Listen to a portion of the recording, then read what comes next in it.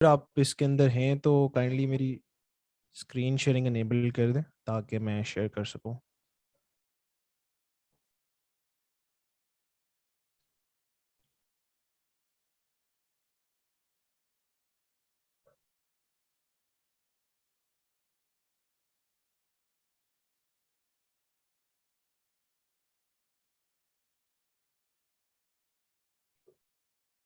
Okay, ठीक है।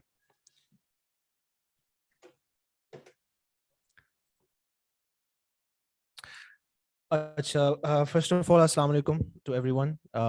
सबसे पहले thank you for joining this session. अभी जो आज हम सेशन कर रहे हैं that is digital marketing as a career option. थोड़ा सा हम बेसिक्स को गो थ्रू कर रहे होंगे। ज़्यादातर लोग बिगिनर्स हैं, मुझे बताया गया था, तो उस हवाले से मैं थोड़ी बेसिक्स पे जाऊंगा।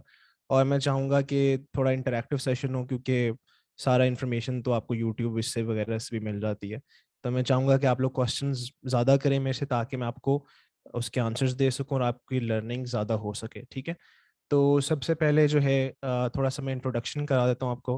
अपना बहुत सारे लोग फेमिलियर नहीं होंगे, तो मैं डिजिटल मार्केटिंग की फील्ड में अराउंड 5 ईयर से काम कर रहा हूँ। मैंने लोकल बिजनेसेस के साथ भी काम किया है कोविड से पहले, और कोविड के बाद से फिर मैं इंटरनेशनल बिजनेसेस के साथ ही काम कर रहा हूँ। अभी करंटली जो है मैं as a marketing automation consultant काम करता हूँ। डिफरेंट मार्केटिंग एजेंसीज जिनको मार्केटिंग ऑटोमेशन में हेल्प चाहिए होती है, तो उनको मैं सर्विसेज देता हूँ इंडिविजुअली। और साथ एक दो लोग जिनको मैं ट्रेन कर रहा होता हूँ वो भी साथ हेल्प कर रहे होते हैं। तो इस तरह से फ़िलहाल मैं काम कर रहा हूँ। उसके अलावा I am also an instructor at VBC extreme extreme commerce by Sunny Ali. वहाँ पे भी मैं मार्केटिंग ऑटोमेशन को ही टीच करता हूँ।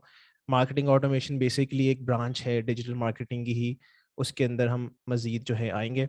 उसके अलावा फ्रीलांसिंग भी मैं 4-5 साल से करता आ रहा हूँ। अब मैं थोड़ा ट्रांजिशन कर गया हूँ। पहले मैं फाइवर और अपवर्क वगैरह पे मेजरली काम कर रहा था, वहाँ से मैं कम काम कर रहा हूँ, डायरेक्टली मैं क्लाइंट्स के साथ ज़्यादा काम कर रहा हूँ। तो कुछ लर्निंग्स जो मेरी थ्रू आउट द जर्नी रही हैं उसके हवाले से मैं आप लोगों को गाइड करूँगा, और कुछ बेसिक्स जो है हम उनको गो थ्रू करेंगे। ठीक है, मैंने बेसिकली कुछ 5-6 ब्रांचेस हैं डिजिटल मार्केटिंग की जिसके अंदर इसको डिवाइड किया है। आजकल हर बंदा जो है वो ये कह रहा होता है कि मैं एक डिजिटल मार्केटर हूँ, जो कि अच्छी बात है, लेकिन मार्केटिंग के अंदर बहुत सारी चीज़ें आती हैं। अगर तो आप बिल्कुल बिगिनर हैं तो फिर आपको चाहिए कि आप एक्सपेरिमेंट करें, इन सारी चीज़ों को गो थ्रू करें, देखें कि आप कहाँ पे अपने आप को एज एन एक्सपर्ट पोजीशन कर सकते हैं, और कौन सी चीज़ आपको ज़्यादा फैसिनेटिंग लग रही है। ठीक है, अगर आप सारा कुछ एक तरह कर रहे होंगे तो वो सर्विसेज को पैकेज करना या किसी को बेचना कि मैं आपको इसमें हेल्प कर सकता हूँ, वो ज़रा मुश्किल हो जाता है। ठीक है, तो सबसे पहले अगर आप बिगिनर हैं इन सबको गो थ्रू करें। हम सबको थोड़ा थोड़ा स्टडी कर रहे होंगे, और मैं हर टॉपिक के बाद मतलब मैं थोड़े से 4-5 मिनट का कोई स्लॉट रखूंगा, और उसमें आप क्वेश्चंस कर लेना उसी फील्ड के बारे में, क्योंकि अगर मैं सारे एक दफ़ा आपको बताऊंगा तो बाय द एंड आपके बहुत सारे क्वेश्चंस वैसे ही आपको याद नहीं रहेंगे। ठीक है, सबसे पहले बात कर लेते हैं सोशल मीडिया मार्केटिंग की। सोशल मीडिया मार्केटिंग बहुत सिंपल सी टर्म है, हर बंदा इससे फेमिलियर है आजकल, कि आपने कंटेंट बनाना होता है और कंटेंट पोस्ट करना होता है। जो बहुत मेजर चैनल्स हैं, फेसबुक है, इंस्टाग्राम है, लिंक्डइन है, टिकटॉक भी है, तो इन पे आपने कंटेंट बेसिकली बनाना होता है और उसको वैल्यू बेस्ड कंटेंट करना है। बहुत सारे लोग क्या करते हैं कि वो कंटेंट प्रोड्यूस करते रहते हैं। जैसे फॉर एग्जांपल मैं एक डिजिटल मार्केटर हूँ, मैं लोगों को गाइड करना चाहता हूँ कि किस तरह से डिजिटल मार्केटिंग होती है, तो मैं कंटेंट मतलब उस पर प्रोड्यूस करता रहूँगा, डिफरेंट प्लेटफॉर्म्स पे अपलोड करता रहूँगा। ये काम हर कोई कर लेता है, इसमें कोई मुश्किल नहीं है करना। जो मेजर पॉइंट होता है इंगेजिंग विद योर ऑडियंस, आपने ऑडियंस कैसे बनानी है, फॉलोअर्स कैसे आएंगे, लोग आपके कंटेंट से फेमिलियर कैसे होंगे। आप कंटेंट बना रहे हैं लेकिन अगर कोई देख नहीं रहा तो उसका फ़ायदा तो नहीं है। तो शुरू के अंदर तो आपको ऑफ कोर्स टाइम लगता है, लेकिन ऑडियंस कैसे लानी है वो आती है बाय प्रोवाइडिंग वैल्यू। अब मैं आपको एक एग्जांपल दे देता हूँ कि आपका एक इंस्टाग्राम अकाउंट है, ठीक है, आपके कोई 50-100 फॉलोअर्स होंगे, ठीक है, आप कंटेंट बना रहे हैं कि how to do digital marketing, उसके बारे में आप रोज पोस्ट करते हैं, लेकिन आपको कोई ज़्यादा ट्रैक्शन नहीं मिल रही है, लोग नहीं आपका कंटेंट देख रहे। ठीक है, तो आपको मैं एक एग्जांपल देता हूँ, ये आप इसको ट्राई भी कर सकते हैं। आप इंस्टाग्राम के ऊपर जाएं, एक्सप्लोर के अंदर, वहाँ पे जाके आप लिखें डिजिटल मार्केटिंग के हैशटैग सर्च करें। आप उस हैशटैग के ऊपर जाएं और देखेंगे किस किस ने पोस्ट की हुई है, उसकी पोस्ट को जाके लाइक करें, उसके अंदर जो कमेंट्स किए हैं वो लोगों ने, अक्सर दूसरे जो कंटेंट क्रिएटर्स होते हैं या कंपनीज होती हैं, उनके कंटेंट के नीचे ना लोगों ने क्वेश्चंस किए होते हैं, वो खुद आंसर नहीं कर रहे होते। तो अगर आप जाके उसको आंसर करेंगे या उनके कमेंट्स के साथ इंगेज करेंगे, उसका फायदा क्या होगा कि उनको नोटिफिकेशन जाएगा कि ये फलां फलां बंदा है जिसने मेरे कंटेंट से या मुझे आंसर किया है या मुझे वैल्यू प्रोवाइड किया या सिर्फ इवन लाइक किया है मेरा। तो वो आपकी प्रोफाइल कोई ना कोई जरूर आके देखेगा। तो इस तरह से आप आहिस्ता आहिस्ता जो है ना बना सकते हैं। उसके अलावा एक एग्जाम्पल क्या हो सकती है कि आप कोलैबोरेटिव माइंडसेट रखें। वो क्या होगा कि अब मैं डिजिटल मार्केटिंग के बारे में कंटेंट बना रहा हूँ, ठीक है, बहुत सारे लोग और भी बना रहे हैं। हम क्या करते हैं, हम कहते हैं यार अच्छा इसके ये तो जो है ना बहुत अच्छा कंटेंट बनाता है, मैंने इससे मुकाबला करना है। तो हमारा हो जाता है कंपटीशन वाले माइंडसेट में चले जाते हैं। आप कोलैबोरेटिव माइंडसेट में जाएं, आप उनको शाउट आउट दें, हालांकि आप आपकी रीच कम होगी, लेकिन फॉर एग्जांपल मेरे कोई 50-100 फॉलोअर हैं, एक और बंदा कराची में कहीं बैठा हुआ है, उसके भी इतने ही फॉलोअर्स हैं, ठीक है, उसको भी कोई नहीं पूछ रहा, आपको भी कोई नहीं पूछ रहा। अब आप क्या करते हो कि आप एक रैंडम सा उसकी उसकी प्रोफाइल एक्सप्लोर करते हो, उसका स्क्रीनशॉट लेते हो, आप फेसबुक या इंस्टाग्राम की स्टोरी पे लगाते हो और उसको टैग कर देते हो कि this person is creating awesome content, follow this person for great value, ठीक है। अब उसको बैठे बैठे अचानक से एक शाउट आउट मिल गया, स्टोरी मेंशन मिल गया, तो वो हमेशा उसको चेक करेगा। अगर आप किसी ऐसे बंदे को देते हो जिसके बहुत सारे फॉलोअर्स हैं, जो कि ऑलरेडी बहुत सारे लोग उसको जानते हैं, वो शायद आपको रिप्लाई नहीं करेगा उस पर। लेकिन ये जो इस तरह के छोटे छोटे माइक्रो इन्फ्लुएंसर्स होते हैं या माइक्रो कंटेंट क्रिएटर्स हैं जिनकी कम फॉलोइंग है, वो लाजमी आपको वेल रिसीव करेंगे आपके इस शाउट आउट को और आपसे इंगेज करेंगे कंटेंट। फिर आप उनके साथ कोई मिल के भी कोई पोस्ट बना सकते हो, दूसरे को टैग कर सकते हो, उससे क्या होगा, उसकी रीच भी बढ़ेगी और आपकी रीच भी बढ़ेगी। तो इस तरह से अगर आप इंगेज करते हो तो ये ऑडियंस, बेसिकली ऑडियंस बिल्डिंग इस तरह से होती है। दूसरी तरह से तो अगर आपके पास इन्वेस्टमेंट है तो ऑफकोर्स आप चीज़ें बूस्ट कर सकते हो, एड्स लगा सकते हो, वो तो शॉर्ट टर्म चीज़ है। लेकिन as a beginner, even though अगर आपके पास पैसे हैं भी, अगर आपने ऑर्गेनिकली देखना है कि कैसे कंटेंट ग्रो हो, तो इस तरह से आप सोशल मीडिया पे बेसिकली कर सकते हो, ठीक है। उसके बाद बात आती है कि अब आपने सोशल मीडिया मार्केटिंग का स्किल तो सीख लिया, अब आपने इसे पैसे कैसे बनाने हैं, क्योंकि मेजर गोल तो आपको वही है ना at the end of the day. उसमें दो तरह से आप अपने आप को पोजीशन कर सकते हो, ठीक है। एक तो आपका ये है कि मैं एक इन्फ्लुएंसर बनना चाहता हूँ, मैं कंटेंट प्रोड्यूस करूंगा डिजिटल मार्केटिंग के बारे में और मैं अपना नाम बनाना चाहता हूँ। उसके बाद आप जब फेमस हो जाओगे तो फिर आपको डील्स मिल सकती हैं या आप डिफरेंट चीज़ें कर सकते हो। दूसरा होता है कि आप सर्विसेज बेचो। अब आपको पता चल गया है कि सोशल मीडिया मार्केटिंग कैसे होती है, राइट। तो अब आपने दूसरों के लिए ये सर्विस प्रोवाइड करनी है। अगर आप बिगिनर हो तो ऑलवेज कोशिश करो कि आप सर्विसेज स्टार्ट कर लो। उसका फ़ायदा ये होता है कि आप ज़्यादा सीख सकते हो चीज़ों को ना। आप जब एक्सपीरियंस करोगे डिफरेंट बिजनेसेस को तो आपको पता चलेगा कि कैसे काम होता है। तो आप कैसे सर्विसेज बेच सकते हो। पहला तो आसान तरीका है कि आप फ्रीलांसिंग प्लेटफॉर्म्स पे जाओ। सोशल मीडिया मार्केटिंग बहुत सैचुरेटेड स्किल हो चुका है 2022 में, तो आप उस पर ट्राई करो, नहीं होता फिर आप जाओ फेसबुक ग्रुप्स के अंदर। मैं आपको एक एग्जांपल देता हूँ। ये एक फेसबुक ग्रुप है फेसबुक एड्स के बारे में, ठीक है। अब इसमें इतने सारे लोग हैं, अगर आप जाकर डायरेक्ट पोस्ट करोगे ना कि मेरे से सोशल मीडिया मार्केटिंग करवाएं, तो आपको बैन कर देंगे फौरन, ऐसे कोई भी आपको प्रमोट नहीं करने देता, ठीक है। दूसरा तरीका क्या होता है कि हमारे जो पाकिस्तानी लोग करते हैं, किसी ने हेल्प मांगी हुई है ग्रुप के अंदर, डिजिटल मार्केटिंग का ग्रुप है, तो हम साथ ही जी जाके उस पर कॉमेंट कर देंगे कि डीएम फॉर इन्फो, या आप मुझे डीएम करें, या आधी बात उसको बताएंगे और कहेंगे कि डीएम करें, ठीक है। इस बात को भी अक्सर जो ग्रुप एडमिन्स होते हैं वो पसंद नहीं करते। और दूसरा, जब आप कहते हो ना कि मैं आप डीएम में आओ और आप पहला काम क्या करोगे, उसकी अपनी सर्विस बेचोगे कि मैं आपके लिए ये भी कर सकता हूँ, ये भी कर सकता हूँ, ये भी कर सकता हूँ, तो आप उस बंदे को कंफ्यूज कर दोगे। और ये किसी भी चीज़ को सेल करने का सबसे मतलब बिल्कुल भी कोई अच्छा तरीका नहीं है मेरे ख्याल में। तो आप क्या कर सकते हो कि आप वैल्यू प्रोवाइड करो। आपके जहन में ये होना चाहिए कि इस बंदे की मैं हेल्प कैसे कर सकता हूँ। किसी बंदे ने कोई क्वेश्चन पूछा हुआ है, जिस तरह इसने रिकमेंडेशंस का पूछा हुआ, आप ऑनेस्टली यहीं पे आंसर कर दो, कोई ज़रूरत नहीं है डीएम करने कहने की या कुछ भी। आपको लोग खुद रीच आउट करेंगे, आप इसको थोड़ा प्रैक्टिस करोगे तो रीच आउट करेंगे। दूसरा तरीकाकार होता है कि आपने कोई अच्छी चीज़ सीखी, आप जाके ग्रुप में पोस्ट करो, ठीक है। अब जैसे इस बंदे ने यहाँ पे, मैं आपको दिखाता हूँ कि इसने पोस्ट किया हुआ है कि कैसे आप क्लाइंट्स ले सकते हो एड्स। इसने पूरा एक लिख के तरीका बताया कि इसने किस तरह से एक्सपेरिमेंट किया और किस तरह से हुआ, ठीक है। अब इस तरह की पोस्ट के ऊपर इंगेजमेंट आती है और आपको जो है उससे वैल्यू मिलती है। अब एक 180 इस पे कमेंट्स हैं, तो इसका मतलब है लोगों को वैल्यू मिल रही है। अब लोग खुद ही आपको रीच आउट करेंगे, डीएम के अंदर आपको कहने की भी जरूरत नहीं पड़ेगी। तो वैल्यू फर्स्ट जो माइंडसेट है वो आपका होना चाहिए कि आप किस तरह से किसी की मदद कर सकते हो वो फिर आपके पास खुद ही ऑटोमेटिकली आएगा, आपसे पूछेगा अच्छा आपने ये मेरा आंसर किया, थैंक यू वेरी मच, आप इसके अलावा क्या करते हो, ऐसे ही आपसे पूछ लेंगे। फिर आप उनको बता सकते हो कि मैं सोशल मीडिया मार्केटिंग की सर्विसेज प्रोवाइड करता हूँ, आप मुझे अपनी अकाउंट का बताएं, मैं उसको एक दफ़ा देख के आपको बता सकता हूँ कि क्या इंप्रूवमेंट्स मैं लेके आ सकता हूँ। ठीक है, तो इस तरह से आप बेसिकली अपने स्किल को बेच सकते हैं। अब ये जो है ना, ये सोशल मीडिया मार्केटिंग का एक थोड़ा सा ओवरव्यू था। अभी जिसका भी क्वेश्चन आप माइक ओपन करके फ्रीली पूछ सकते हैं। मैं चाहता हूँ कि आप इसके बारे में पहले क्वेश्चंस करें, फिर हम अगले जो है इसकी ब्रांच पे मूव ऑन करेंगे। अ,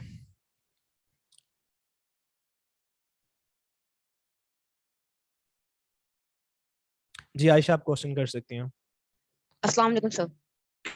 वालेकुम अस्सलाम। Thank you sir. मेरा सर क्वेश्चन है फेसबुक एड से रिलेटेड।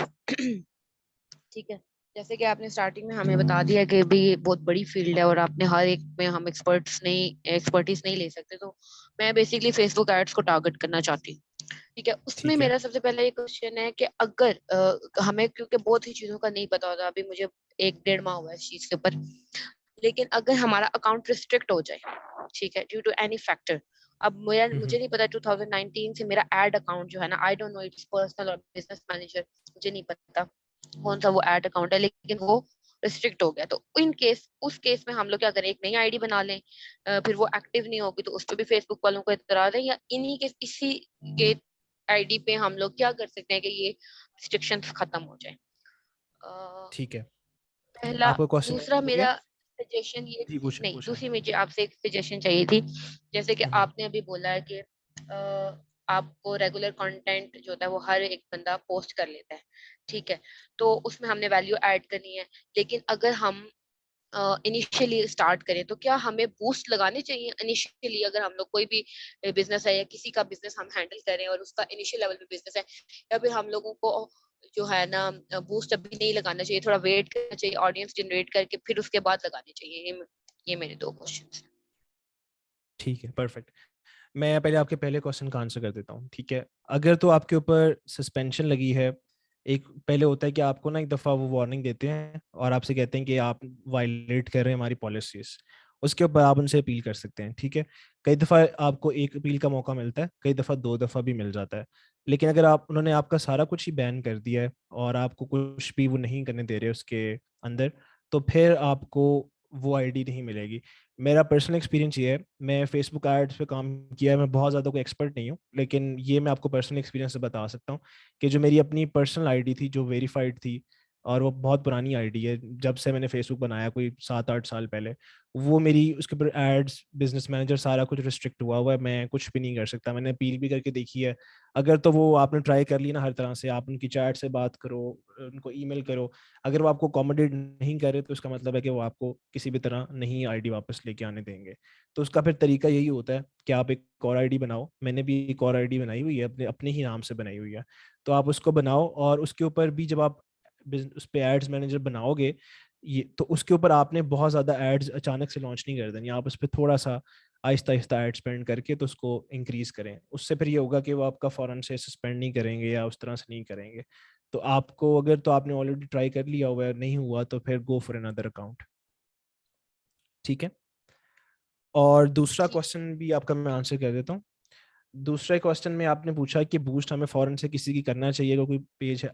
पर्सनली ये है कि अब फेसबुक पे अगर आप ऑलरेडी काम कर रही हैं तो जो भी करे उसको आइडिया है कि फेसबुक की ऑर्गेनिक रीच बहुत डेड हो चुकी है, बिजनेस पेजेस की खास तौर पे। फेसबुक आजकल ग्रुप्स को प्रमोट कर रहा है, ग्रुप्स में आपकी रीच बहुत अच्छी होती है, लेकिन फेसबुक पेजेस के ऊपर आपकी रीच बहुत जो है ऑर्गेनिक रीच ऑलमोस्ट डेड है। तो उसमें फिर यही है कि अगर आपकी रीच डेड है, फिर ऑफ कोर्स आप बूस्ट करें चीज़ों को और थोड़े से उस पर पैसे लगाएं, और फिर आपकी थोड़ी इंगेजमेंट आती है, उसके ऊपर फिर आप मजीद ऐड चला सकते हैं। ठीक है, अगर किसी और का क्वेश्चन है तो आप ठीक। हैंड रेस करके पूछ सकते हैं।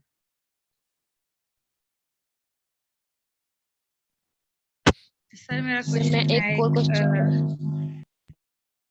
जी जी, सो अपना प्लीज थोड़ा सा नाम बोलिएगा और फिर क्वेश्चन कीजिएगा। अच्छा, आमना, आमना नाम है मेरा सर। जी जी। और जो है ना, पाकिस्तान के अंदर जब हमने ऑर्गेनिकली किसी मतलब किसी भी चीज को टारगेट करना है ना, लाइक बिजनेस पेज हम जैसे कोई भी बिजनेस पेज चला रहे हैं तो मुझे ऑर्गेनिक पता है कि मैंने कैसे करना है, लेकिन अगर मैंने out of country like UK या इस तरह से किसी कंट्री में मैंने, अगर मेरा क्लाइंट कहता है कि मुझे ना आप ऑर्गेनिकली करो, मतलब कि स्टार्टिंग में ना पेड एड वगैरह ना लगाओ, तो उसके लिए ठीक आप है। क्या कहते हैं कि ऑर्गेनिकली हम कैसे कर सकते हैं? आप ये बता दें। आप फेसबुक और इंस्टाग्राम दोनों के लिए पूछ रही हैं या किसी एक प्लेटफॉर्म के लिए पूछ रही हैं? जी जी, दोनों के लिए, दोनों के लिए। ठीक है। अच्छा, इंस्टाग्राम के लिए ना तो मैंने आपको तरीका बताया है कि आप किस तरह से कर सकती हैं कि आप, मैं कोशिश ये करूंगा कि अगर मैं किसी तरह आप लोगों को वीडियो लिंक दे सकूं ना, मैं स्लाइड्स यहाँ पे कहीं डाल दूंगा और उसमें लिंक भी डाल दूंगा जो मैंने बताया ना कि आपने एक्सप्लोर में जाके किस तरह से इंगेज करना है और कैसे फाइंड करना है कि आप जिस टॉपिक के बारे में पोस्ट कर रहे हैं बाकी लोग भी कर रहे हैं या कौन कौन कर रहा है। ठीक है। इंस्टाग्राम पे तो आप वैसे ही करेंगे कि आप हैशटैग्स निकालेंगे। जैसे अगर आपका क्लाइंट की सर्विस है, कोई भी सर्विस वो बेच रहा है, तो आप उस सर्विस का हैशटैग सर्च करेंगे, उसके बारे में पोस्ट देखेंगे, वहां पे जाके लोगों से इंगेज करेंगे। ठीक है। तो इंस्टाग्राम पे तो आप ऐसे कर सकते हैं ये। और दूसरा तरीका आपको बताया कि आप अपनी ही स्पेस में दूसरे लोगों को जो आपके लेवल पे हैं या आपके लेवल से नीचे हैं, आप उनको शाउट आउट्स दें, उनको अप्रिशिएट करें। ठीक है। उससे आपकी रीच बढ़ेगी। दूसरा तरीका ये होता है फेसबुक के लिए, ये है कि आप उसको, एक तो लोग स्पैम करते हैं ना कि ग्रुप्स में जाके शेयर करना शुरू कर देते हैं, उसका कोई फायदा नहीं होता। तो फेसबुक पे बस यही है कि आप स्टोरीज को यूज कर सकती हैं। और दूसरा ये कि अब क्योंकि फेसबुक और इंस्टाग्राम दोनों लिंक भी हो जाते हैं ना, तो आप वही सेम पोस्ट इधर और उधर करें और कुछ कोशिश करेंगे। अगर आपका इंस्टाग्राम थोड़ा डेवलप हो गया है तो फेसबुक को लिंक करें ताकि आपको थोड़ा सा क्रॉस रीच मिलना शुरू हो जाए। ठीक है। उसके अलावा तो फेसबुक पे यही है कि आप लोगों को ऐड करें जो आपसे रिलेटेड बात कर रहे हैं टॉपिक्स के ऊपर, और फिर आप पोस्टिंग करें रेगुलरली। और एक चीज़ जो बहुत, अगर आपने इंगेजमेंट बढ़ानी है ना अपनी, उसी से आपकी ऑफ कोर्स रीच बढ़ेगी। तो आप अपने ना कॉल टू एक्शन डाला करें हर पोस्ट के अंदर। इंस्टाग्राम में तो कैप्शंस आप डालते हैं ना तो वो बहुत उसको ना लिंक करने देता है, सॉरी क्लिक करने देता है, ना वो पूरा पढ़ने देता है इजीली। तो फेसबुक पे आप क्या करें कि आप जो है ना अपना कोई भी पोस्ट किया उसके एंड के अंदर कोई क्वेश्चन पूछ लें या किसी की राय पूछ लें। उससे क्या होता है कि आपने दूसरे बंदे के ज़िम्मे कुछ डाल देते हैं कि उसने एक्शन लेना है। अगर मैंने फॉर एग्जांपल ये बताया हुआ ना कि digital marketing has many branches but I think affiliate marketing is the best one. ठीक है। ये मैंने किसी को इन्फॉर्मेशन दी है अपनी ऑडियंस को, तो ऑडियंस क्या करेगी, लाइक कर देगी या उसको देखेगी, ठीक है, हो गया। अगर आप इसी के एंड पे ये कह दो ना कि in your personal experience what do you prefer, affiliate marketing और ऑर्गेनिक मार्केटिंग। ठीक है। अब मैंने एक क्वेश्चन डाल दिया ऑडियंस के जहन के अंदर, तो अब बहुत सारे लोग उसके ऊपर कुछ ना कुछ लाजमी कमेंट कर देंगे या कोई रिएक्शन दे देंगे, उससे आपकी इंगेजमेंट बढ़ जाएगी। तो ये आपने कंटेंट के लेवल पे चेंजेस करेंगी तो उससे आपकी रीच बेहतर हो सकती है। ठीक है। एक क्वेश्चन हम और लेंगे इस टॉपिक के बारे में, फिर हम अगले पे मूव करेंगे। तो if somebody has a question आप पूछ सकते हैं।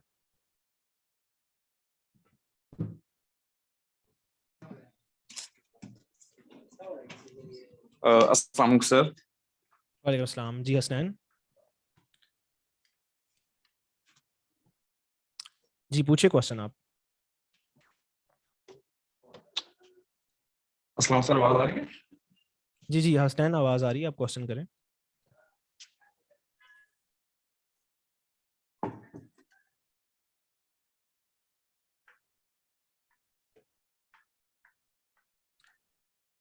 हसनैन आपकी आवाज हमें आ रही है, आप क्वेश्चन करते हैं।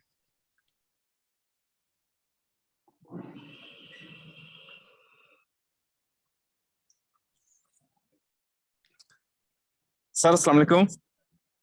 वालेकुम अस्सलाम हसनैन, आप क्वेश्चन कर सकते हैं। जी सर, एक्चुअली मेरा क्वेश्चन ये था कि मेरा ना शॉपिफाई स्टोर है। जी जी। तो शॉपिफाई स्टोर के लिए मैं अपने एड्स बनाना चाहता हूँ यूएस यूके के अंदर। तो हम्म, उसके लिए मैं क्या अपना पर्सनल अकाउंट यूज कर सकता हूँ? ठीक है। आप अगर कर सकते हो जरूर, लेकिन मैं ये प्रेफर आपको और कहूंगा कि अगर, पर्सनल अकाउंट यूज कर लूँ? जी जी मैं क्वेश्चन समझ आ गया है। मैं ये कह रहा हूँ कि आप पर्सनल अकाउंट भी यूज कर सकते हैं, लेकिन आप प्रेफर ये करें कि क्लाइंट का ही यूज करें। ठीक है। अगर आप पर्सनल यूज करेंगे तो क्लाइंट आपको किसी के अपना कार्ड लगाएं तो वो थोड़ा रिस्की होता है। अगर आपको पेमेंट नहीं मिलती तो आपके एंड पे लाइबिलिटी आ नहीं, जाती है। क्लाइंट के लिए नहीं करना, अपना ही स्टोर रन करना है। हाँ, फिर तो आप अपना ऑफ कोर्स अपना ही बनाएंगे। आप अपना बना के उस पर कार्ड लगाएं और उसको एड्स को रन करें, कोई मसला नहीं है। ठीक है। ठीक है सर, जरा इस सेशन के अंदर बेस्ट स्ट्रेटजी बता दीजिएगा जरा शॉपिफाई स्टोर के लिए एड्स वगैरह, प्रोडक्ट सेलिंग वगैरह का। श्योर, मैं अपने जो पर्सनल एक्सपीरियंस उससे आपको बता सकता हूँ। मैं शॉपिफाई और एड्स का एक्सपर्ट तो नहीं हूँ। आई थिंक उस पर मजीद सेशंस हो रहे हैं जो बाकी लोग दे रहे हैं। तो मैं तो आपको मेजरली डिजिटल मार्केटिंग ओवरव्यू दूंगा और मार्केटिंग ऑटोमेशन के एग्जांपल्स दूंगा, लेकिन कुछ पोर्शन में शामिल कर लूंगा बेस्ड ऑन माय एक्सपीरियंस के क्या आप कर सकते हैं। ठीक है, अब हम अगले टॉपिक पर चलते हैं, एसईओ के ऊपर। अच्छा, एसईओ भी एक पार्ट है डिजिटल मार्केटिंग का, टोटली ओके ओके। थोड़ा डिफरेंट है सोशल मीडिया मार्केटिंग से। एसईओ में क्या होता है, जिन लोगों को नहीं आइडिया, आप जब गूगल पे या किसी और सर्च इंजन के ऊपर जाके कुछ भी सर्च करते हैं तो आपको डिफरेंट वेबसाइट्स नज़र आती हैं। ठीक है, जो भी वेबसाइट्स आपको नज़र आ रही हैं वो एसईओ ऑप्टिमाइज्ड होती हैं और आप रैंक कर रही होती हैं, जिसकी वजह से उनको ज़्यादा ट्रैफिक मिलती है।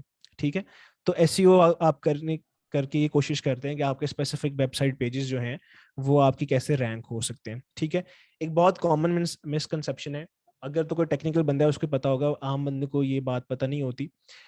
आपसे कोई भी कहे ना कि मेरी वेबसाइट रैंक करवा दो गूगल पे, तो ये गलत टर्म है। वेबसाइट रैंक नहीं होती कभी भी गूगल पे। गूगल के ऊपर वेब पेजेस रैंक होता है। आप यहाँ पे देख भी रहोगे, मैंने यहाँ पे लिखा हुआ है। वेब पेज में क्यों कह रहा हूँ, वेबसाइट में तो बहुत सारे पेजेस हो सकते हैं, कोई 100-150 पेजेस भी हो सकते हैं। सारे तो कभी भी रैंक इकट्ठे नहीं होंगे गूगल पे। ठीक है, हर किसी के अंदर डिफरेंट कंटेंट है, डिफरेंट उसके अंदर इंफॉर्मेशन है, तो वो कभी भी 150 पेजेस इकट्ठे नहीं आएंगे। हमेशा एक स्पेसिफिक वेब पेज रैंक होता है गूगल पे। ठीक है, तो आप डिसाइड करते हो कि आपने किस पेज को ऑप्टिमाइज करना है एसईओ के लिए, और वो रैंक करता है। तो इस तरह से आप वेब पेजेस को रैंक करते हो गूगल पे। ठीक है, इसके लिए आप कैसे कर सकते हो, बहुत ब्रीफ ओवरव्यू दूंगा क्योंकि इस पे बहुत लंबी बात भी हो सकती है। आपको मैं रिसोर्सेज का यहाँ पे बताया हुआ है, शाम सर्वर की आप एसईओ प्लेलिस्ट जाके देखें। वो आपको बड़ी मतलब डिटेल ब्रेकडाउन उसके अंदर है कि आपने किस तरह से कीवर्ड रिसर्च करनी है, ब्लॉग कैसे लिखना है, सारा कुछ उसमें ना डिटेल दिया हुआ है। और अगर आपने इंटरनेशनल सर्विसेज प्रोवाइड करनी है तो फिर आप इम्पैक्ट स्कूल यूट्यूब पे सर्च करेंगे, ये इनका काफ़ी अच्छा कंटेंट है एसईओ और लर्निंग के हिसाब से। तो आप इन दोनों को जो है देख सकते हैं, इनका बेशक आप नाम यहाँ से देख के सर्च कर लें। जो एसईओ के अंदर सबसे बेसिक चीज़ होती है ना, आपके पास एक वेबसाइट है या किसी क्लाइंट की वेबसाइट है, आपको कैसे पता कि आपने किस तरह से उसकी एसईओ करनी है। ठीक है, एक टूल है, फ्री टूल है, ताकि सब लोग उसको मेजरली यूज कर सकें। ऊबर सजेस्ट उसका नाम है, बाय नील पटेल। ठीक है, तो इसको हम ओपन कर लेते हैं।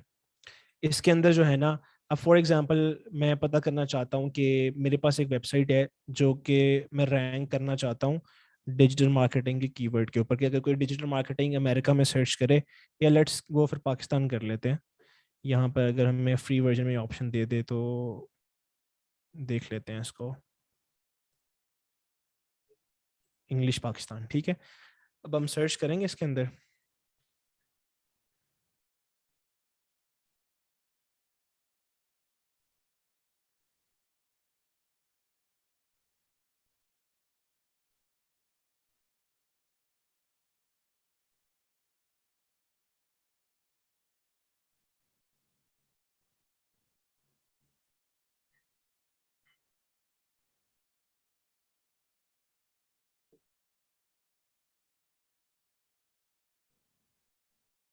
ठीक है, अच्छा, अब हमें ये कुछ ना डिटेल्स बता रहा है। ये कह रहा है कि इसका 22,000 के करीब सर्च वॉल्यूम है। मतलब इस टाइम पाकिस्तान के अंदर 22,000 लोग जो है इस डिजिटल मार्केटिंग के कीवर्ड को सर्च कर रहे हैं। ठीक है, उसके बाद इसकी एसईओ डिफिकल्टी है 65।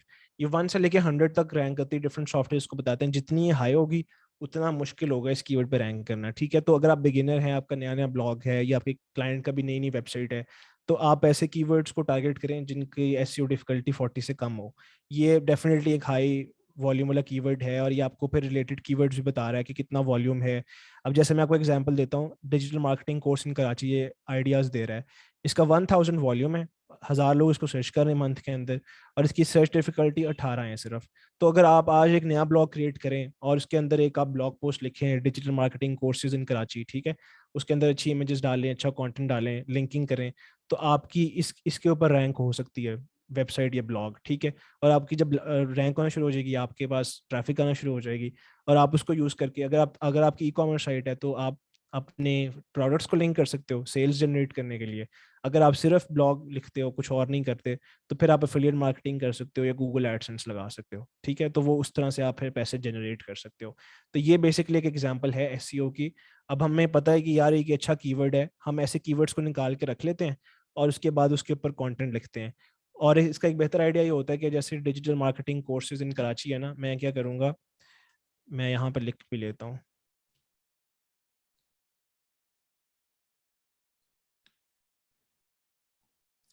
अब यहाँ पे देखें कुछ एड्स आ रही हैं, उससे नीचे अगर हम जाएंगे तो ये रैंक हुआ है 7 best digital marketing courses in Karachi 2022 edition. अब मैं कुछ लोगों के ना ऑलरेडी जिन्होंने कंटेंट लिखा हुआ है वो जाके देखूंगा कि इन्होंने क्या किया हुआ है।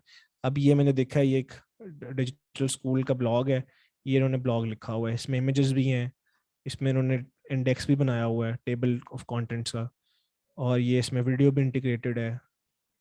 तो बड़ा इन्होंने अच्छी तरीके से ना इमेजेस को यूज़ करके, हेडिंग्स को यूज़ करके, बुलेट लिस्ट को बना के बड़ा उन्होंने एक अच्छे तरीके से प्रेजेंट किया हुआ है। तो इनसे मैं इंस्पिरेशन ले सकता हूँ। अगर आप कंटेंट कॉपी करेंगे तो फिर आपको कंटेंट रैंक नहीं होगा, लेकिन आप इससे एग्जांपल ले सकते हैं कि इन्होंने कंटेंट किस तरह से बनाया हुआ है। जैसे इसमें टेक अवे क्या है कि इन्होंने इमेजेस यूज़ की हुई हैं, इन्होंने हेडिंग्स यूज़ की हैं, फिर बुलेट पॉइंट्स यूज़ किए हुए हैं। मतलब अगर आप एक ही पैराग्राफ में सारा कुछ लिख देंगे तो वो पढ़ना मुश्किल हो जाएगा, ठीक है। तो इन्होंने बड़े इजी तरीके से लिखा हुआ है कि कोई भी बंदा आराम से आके इसको पढ़ सकता है और वैल्यू ले सकता है। और इसमें मेरा ख्याल है कि 1500 प्लस वर्ड्स होंगे ऑलमोस्ट। तो 1000 या 1500 प्लस वर्ड्स अगर आप लिखते हैं तो वो एक अच्छी लिमिट होती है कि इतने आपके वर्ड्स होने चाहिए आपके ब्लॉग के अंदर। तो इससे मैं आइडिया ले सकता हूँ कि मैंने कैसा ब्लॉग पोस्ट लिखना है। अगर आप अच्छा लिखेंगे तो फिर आपका कंटेंट रैंक होने के चांसेस बढ़ जाते हैं, ठीक है। तो इस तरह से बेसिकली हम एसईओ कर रहे होते हैं। ये जो है फर्स्ट पार्ट होता है, उसके बाद बैकलिंक्स की आ जाती है बात, तो वो बहुत ज़्यादा डिटेल में चली जाती है, उसको बहुत ज़्यादा टाइम रिक्वायर होता है। लेकिन आपको मैंने 2 रिसोर्सेज बताए हैं जिनको आप आज जाके देख सकते हैं और इनकी प्लेलिस्ट फॉलो कर सकते हैं। इनके पास भी एसईओ की पूरी कोर्स या प्लेलिस्ट है, और ये शाम सर्वर भाई की तो ऑलरेडी बहुत उसके अंदर काम हुआ है, लोग उसको फॉलो भी कर रहे होते हैं प्लेलिस्ट को। तो आप उसको जाके देख सकते हैं और वहाँ से फिर आप इसको इम्प्लीमेंट करना शुरू कर सकते हैं। ब्लॉग कोई भी बना सकते हैं, बहुत ईजी प्रोसेस है। आप प्लेलिस्ट को फॉलो करें और अपने लिए वेबसाइट या वेब पेज रैंक कर लें या अपने क्लाइंट के लिए। तो इस तरह से आप एसईओ के अंदर भी इस स्किल को भी एक्सप्लोर कर सकते हैं, ठीक है। अब इसके लिए बारे में कोई क्वेश्चंस हैं तो आप पूछें, हम 5 मिनट का वक्फा इसमें लेंगे क्वेश्चंस का।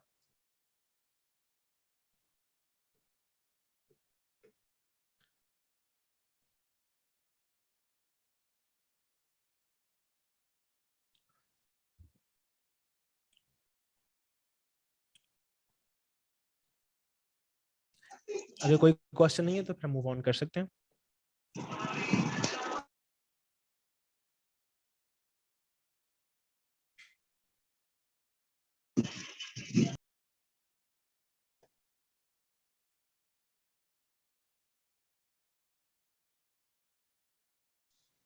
सर क्वेश्चन है एक ना, मतलब एसईओ के अंदर जो ऑन पेज और ऑफ पेज एसईओ है वो तो समझ आती है, लेकिन टेक्निकल एसईओ के अंदर क्या चीजें आ जाती हैं?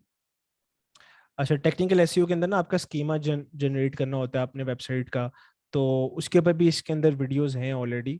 वो टेक्निकल एसईओ ये होती है कि आपने चेक करना है कि आपकी वेबसाइट ऑप्टिमाइज्ड है कि नहीं। फॉर एग्जांपल आपकी वेबसाइट जो स्पीड ऑप्टिमाइजेशन है वैसे ऑन पेज का भी पार्ट होता है, लेकिन कुछ चीज़ें जो आपने अपने वेबसाइट के बैकएंड में करनी है, थीम के अंदर करनी है, तो वो टेक्निकल एसईओ के अंदर आ जाती है। और मेजरली उसमें स्कीमा की बात होती है। अगर आपको स्कीमा का नहीं पता तो आप यूट्यूब पे जाकर सर्च कर लें।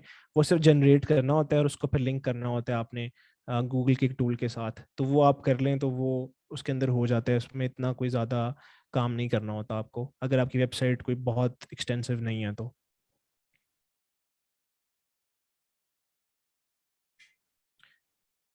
चैट के अंदर भी अच्छा कुछ क्वेश्चंस हैं आपके। नकाश, स्लाइड्स मैं बिल्कुल दे दूंगा, मैं शेयर कर दूंगा तो वो आपको मिल जाएंगी। और मार्केटिंग में कौन से स्किल ऑन डिमांड है for next 5 year? Digital marketing पूरी ही इन डिमांड है। आपके ऊपर डिपेंड करता है कि आप उसका कितना स्कोप बना सकते हो। इसमें से कुछ भी पकड़ लो, उस पर स्कोप ही स्कोप है। तो वो आपके अपने ऊपर डिपेंड करता है कि आप किस तरह से उसको सेल करते हो। उसके ऊपर हम लास्ट में आएंगे कि हम सारा कुछ आपने सीख तो लिया, अब स्किल को बेचना कैसे है। अगर मजीद किसी का क्वेश्चन है तो आप बताएं। स्टार्टिंग में बोला है, आपने स्टार्टिंग में बोला था कि मार्केट ऑलरेडी फाइवर पे या अपवर्क पे बहुत सैचुरेटेड है, तो फिर जो न्यू भी होते हैं या बिगिनर्स होते हैं वो अपनी जगह कैसे बना? उसके ऊपर मैं लास्ट में आऊँगा। मैं एक स्लाइड मैंने स्पेसिफिकली रखी है और मैंने फाइवर भी मेरा ख्याल है यहाँ पे ओपन किया हुआ है, वो मैं आपको बताऊंगा कि ठीक, आपने कैसे करना है, ठीक है। ठीक है, समझ गई। एक्सक्यूज मी सर, जी जी पूछें। सर जो हम वेबसाइट्स के अंदर एसईओ करते हैं उसके अंदर हम लोग लिंक्स यूज करते हैं किसी और वेबसाइट्स के, बिल्कुल। इसका क्या वो होता है तरीका?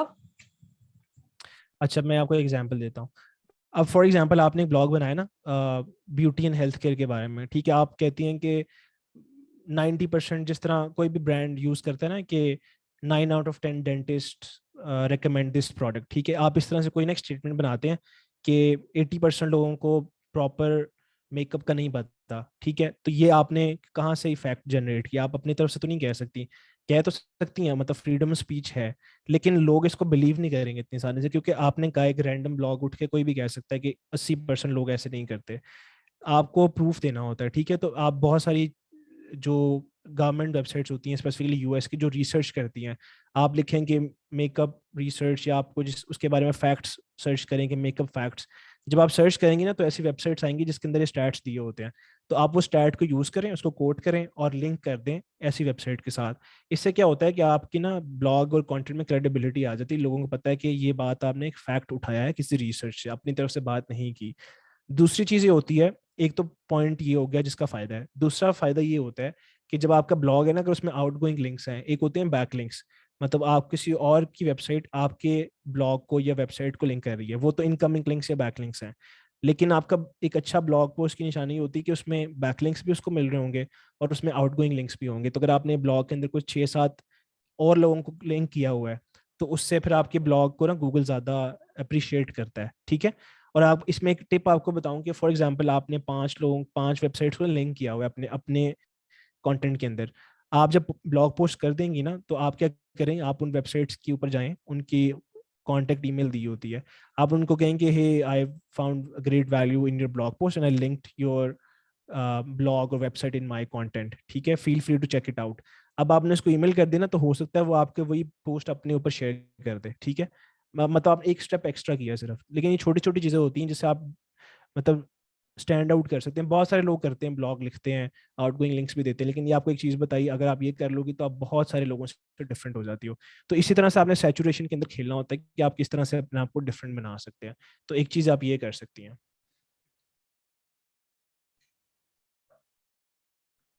इसके अलावा कोई क्वेश्चन है?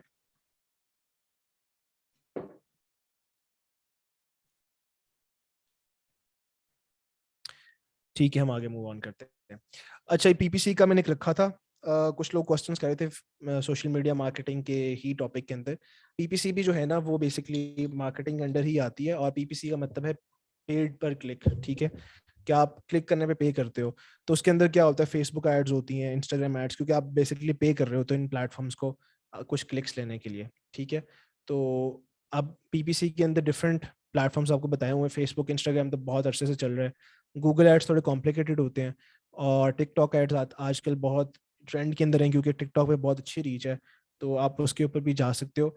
अभी उसके बारे में मुझे खुद इतना नॉलेज नहीं है क्योंकि मैंने पर्सनली एक्सपीरियंस नहीं किया, लेकिन आप इसको यूट्यूब पे सर्च करके देख सकते हो। और मेरा ख्याल है पाकिस्तान में भी आप इजीली एड्स नहीं चला सकते टिकटॉक, या आपको किसी थर्ड पार्टी टूल को यूज़ करना पड़ता है।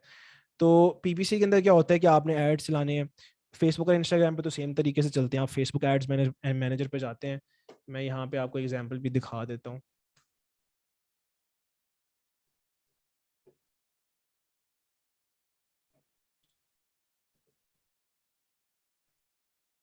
एक यूआरएल है ads.facebook.com, आप उस पर जाएंगे, अगर आपका एड्स मैनेजर बना हुआ है तो आप उसको इजीली आप देख सकेंगे, नहीं बना हुआ तो आपको वो गाइड करेगा और आप बना सकते हैं, ठीक है। इसके अंदर डिफरेंट टाइप्स ऑफ एड्स होती हैं कि आपने किस तरह का ऑब्जेक्टिव चूज करना है। ऑब्जेक्टिव उसने 3 बेसिकली टाइप्स बताई हुई हैं। अवेयरनेस, कि आप अपने ब्रांड के मैसेज के बारे में लोगों को आगाह करना चाहते हैं। कंसिडरेशन में ट्रैफिक लेना चाहते हैं, व्यूज़ चाहिए आपको, मैसेजेस चाहिए, लीड्स चाहिए, या कन्वर्जन होती है मोस्टली ई कॉमर्स स्टोर्स के लिए कि अगर आपने सेल्स जनरेट करनी है, ठीक है। तो इसमें से आप कोई भी तरीका का यूज़ कर सकते हैं। जैसे कोई ऐसा बिजनेस है रियल एस्टेट का, उनको मार्केटिंग करवानी है, वो चाहते हैं कि हमें ना लीड्स मिले रोज, तो हम उसकी एक ऐड चला सकते हैं। उसके अंदर क्या होता है कि हम लीड जनरेशन के ऑब्जेक्टिव को चूज कर लेते हैं, और उसके बाद आप कैंपेन बजट ऑप्टिमाइजेशन ऑन करें, यहाँ पे बजट डिसाइड करेंगे आपने रोज कितने पैसे स्पेंड करने हैं, ठीक है। इसके अंदर कुछ टेक्निकल चीज़ें भी हैं, जैसे कैंपेन बजट ऑप्टिमाइजेशन है, और एक होता है कि अगर आप यहाँ पे बजट नहीं सेट करते तो आप आगे जाके कैसे सेट कर सकते हैं, वो भी डिफरेंट तरीके कार हैं, तो उसके बारे में डिटेल से सीखने के लिए आपको मजीद इस पर टाइम इन्वेस्ट करना पड़ेगा, लेकिन मैं अभी बेसिक्स को कवर कर रहा हूँ। तो अगर आपने फॉर एग्जांपल रियल एस्टेट की हमने एग्जांपल ली है, आपने डेली बजट डिसाइड कर लिया कि हम लेट से 500 रुपीज़ रोज स्पेंड करना चाहते हैं, उसके बाद हम नेक्स्ट स्टेप पे आएंगे।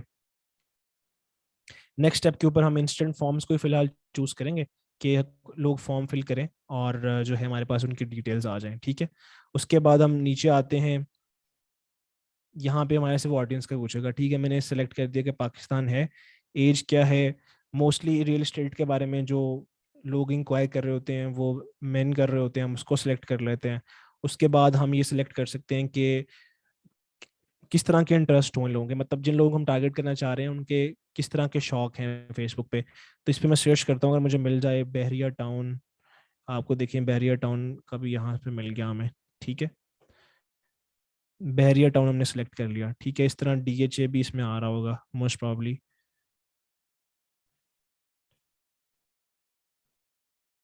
नहीं डीएचए इसके अंदर नहीं है।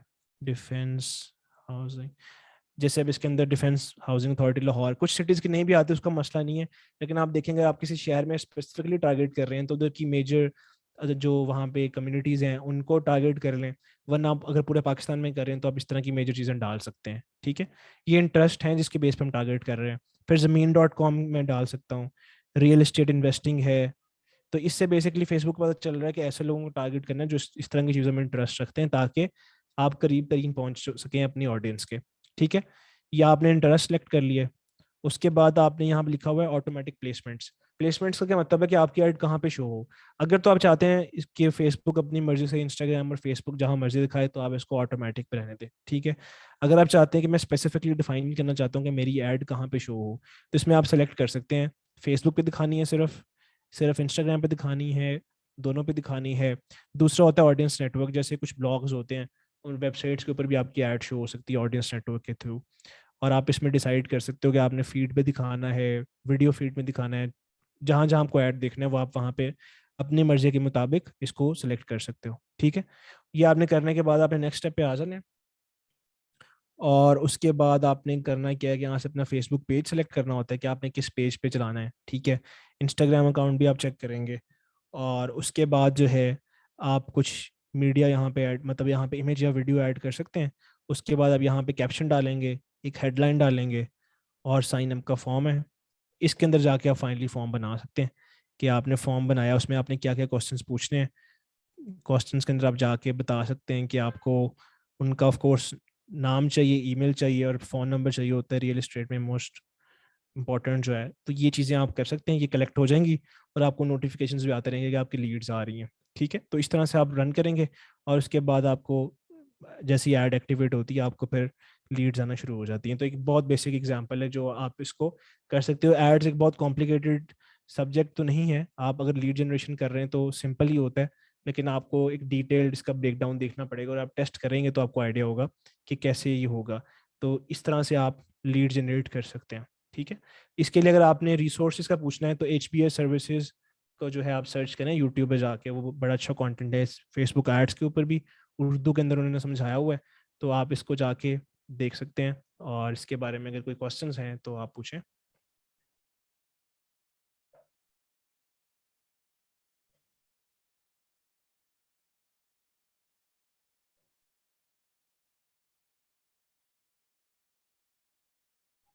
सर फेसबुक पे जब हम ऐड लगाते हैं ना, तो जब हम मतलब डिटेल टारगेटिंग करते हैं, तो उसमें ना हम्म। कभी कभी ऐसा होता है कि हमने, क्योंकि हम वही कीवर्ड टारगेट कर रहे होते हैं जिसका हमें पता है, जो हमें मतलब ऑडियंस हमारे दिमाग में बन रही होती है कि हमारी टारगेट ऑडियंस ये होगी, लेकिन वो डिस्क्रिमिनेशन इशू दे देता है।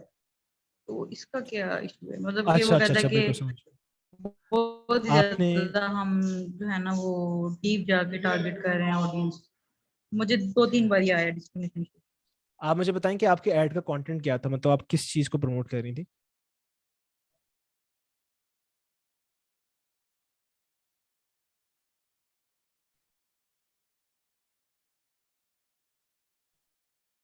आईटी रिलेटेड था सर, आईटी रिलेटेड।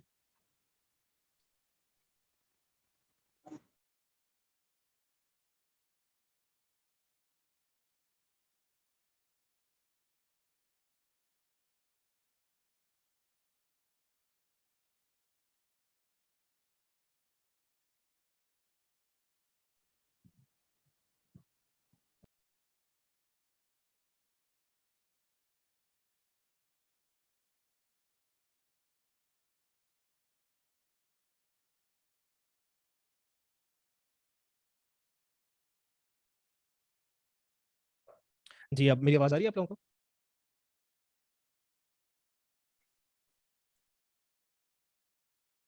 ठीक है।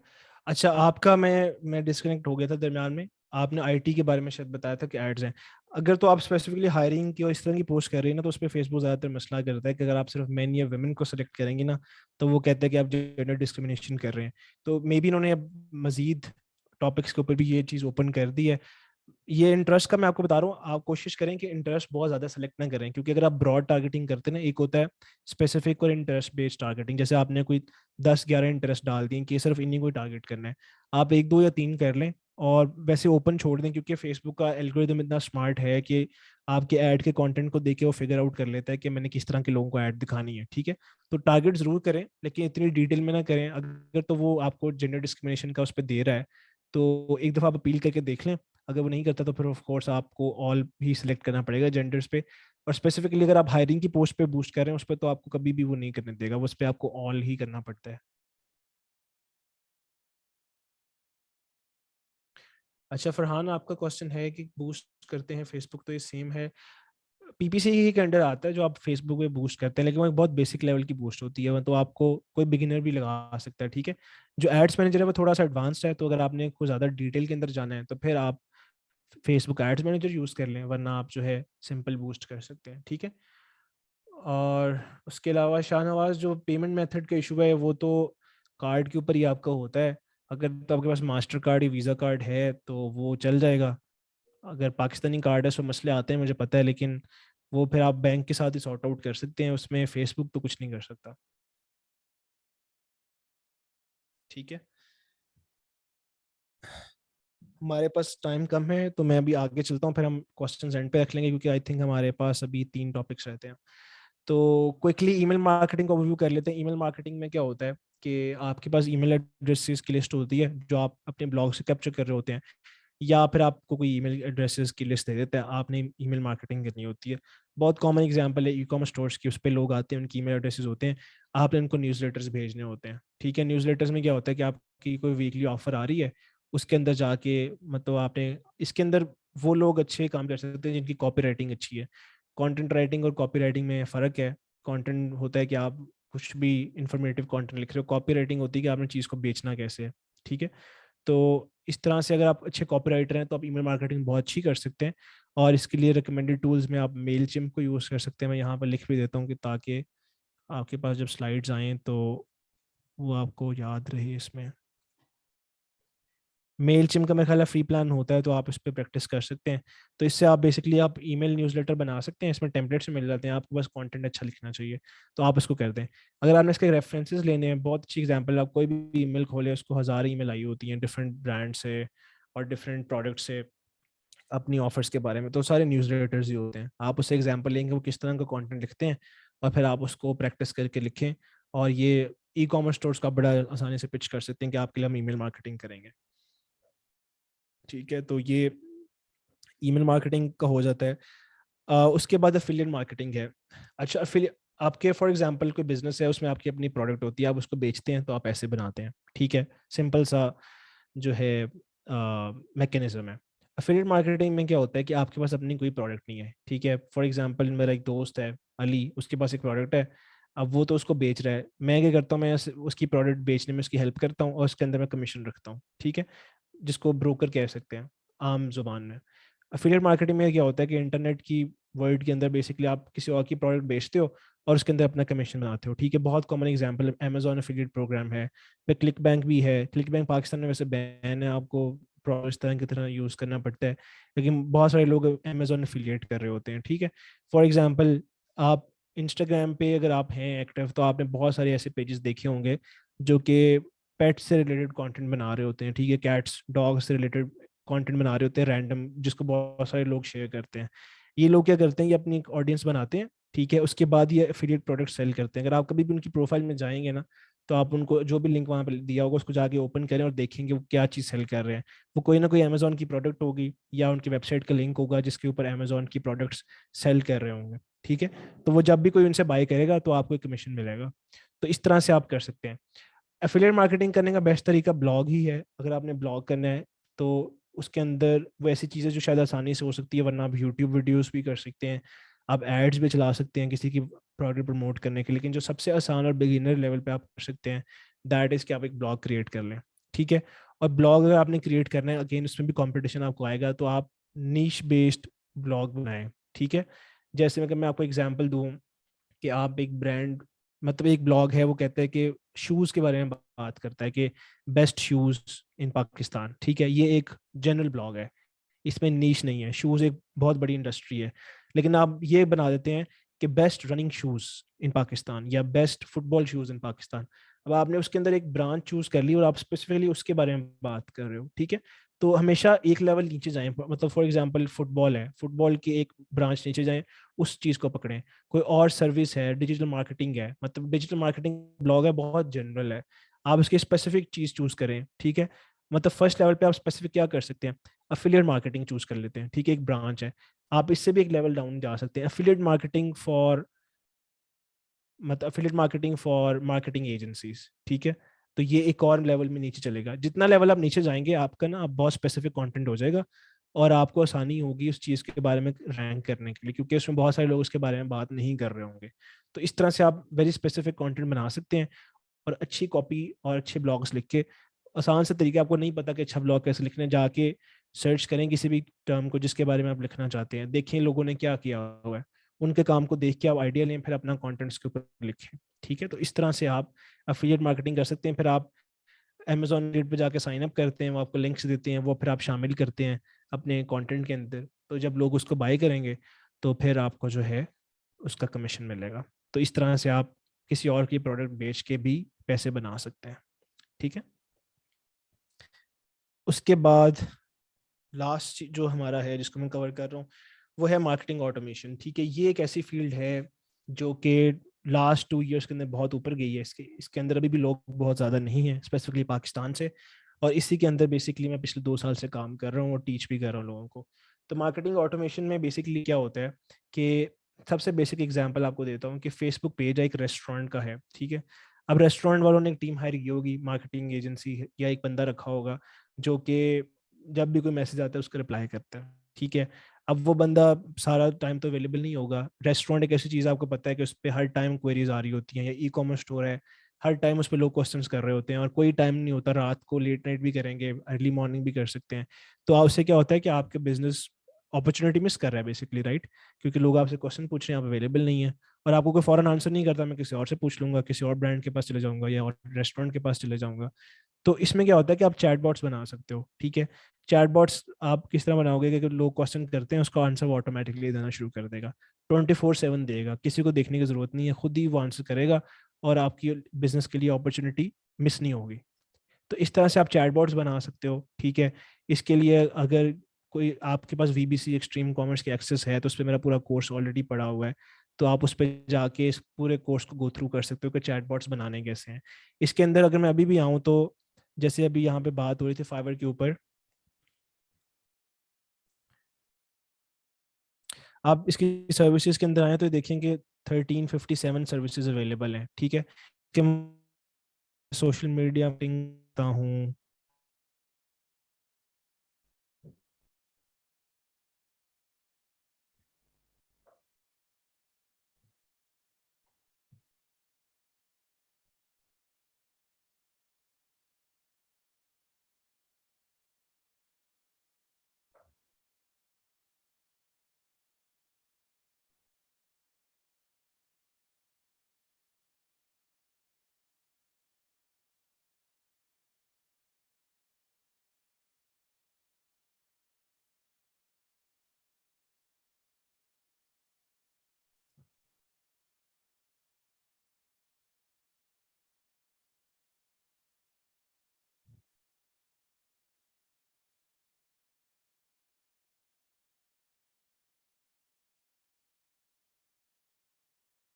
इसके तरफ देखेंगे 2000 से ज़्यादा सर्विसेज हैं, ठीक है।